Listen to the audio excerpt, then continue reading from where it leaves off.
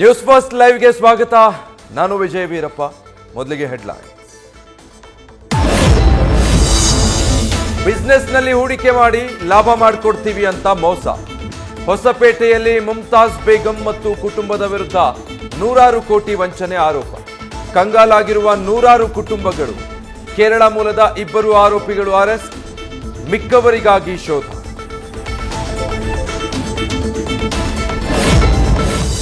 ಜನ small finance ಬ್ಯಾಂಕ್ನಲ್ಲಿ ಮನೆ ಮೇಲೆ 5 ಲಕ್ಷ ರೂಪಾಯಿ ಸಾಲ.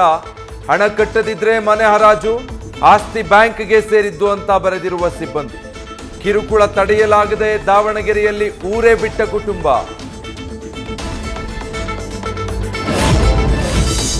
ಕಾಡಂಚಿನ ಗ್ರಾಮದಲ್ಲಿ ಭೂಮಾಫಿಯಾಕ್ಕೆ ವೃದ್ಧ ದಂಪತಿ ಬೀದಿ ಪಾಲು. ಮೈಸೂರಿನ ಮಗ್ಗೆ ಗ್ರಾಮದಲ್ಲಿ ನೋಟಿಸ್ ನೀಡದೆ ಮುಸ್ಲಿಂ ಕುಟುಂಬದ ಮನೆ ಒಡೆದು ಹಾಕಿದ ಅಧಿಕಾರಿಗಳು. ಜೆಸಿಬಿಯಿಂದ ನಿಮ್ಮನ್ನು ಹೂತಾಕ್ತೀವಿ ಅನ್ನೋ ಬೆದರಿಕೆ ಆರೋಪ. ಕಣ್ಮುಚ್ಚಿ ಕುಳಿತ ಜಿಲ್ಲಾಡಳಿತ. ರಾಜ್ಯಾಧ್ಯಕ್ಷ ಬಳಿಕ ಇಡೀ ಸಂಘಟನೆಯಲ್ಲೇ ಭಾರಿ ಬದಲಾವಣೆ ನಿರೀಕ್ಷೆ. ಬಿಜೆಪಿಯಲ್ಲಿ ಕ್ಷೇತ್ರವಾರು ಮಂಡಲ ಅಧ್ಯಕ್ಷರಾಗಲು ತೆರೆಮರೆಯಲ್ಲಿ ಮಾಜಿ ಶಾಸಕರ ಕಸರತ್ತು. 2028ರ ಚುನಾವಣೆ ಅಭ್ಯರ್ಥಿ ಸ್ಥಾನದ ಮೇಲೆ ಕಣ್ಣಿಟ್ಟು ಲಾಬಿ. ಮಹಾಕುಂಭ ಮೇಳದಲ್ಲಿ ನಿತ್ಯ ಮಿಂದೇಳುತ್ತಿರುವ ಕೋಟ್ಯಂತರ ಭಕ್ತರು. ಇವತ್ತು ಪ್ರಧಾನಿ ಮೋದಿಯಿಂದ ತ್ರಿವೇಣಿ ಸಂಗಮದಲ್ಲಿ ಸ್ನಾನ. ನಮೋಗೆ ಸಾಥ್ ನೀಡಲಿದ್ದಾರೆ ಯುಪಿ ಸಿಎಂ ಯೋಗಿ ಆದಿತ್ಯನಾಥ್.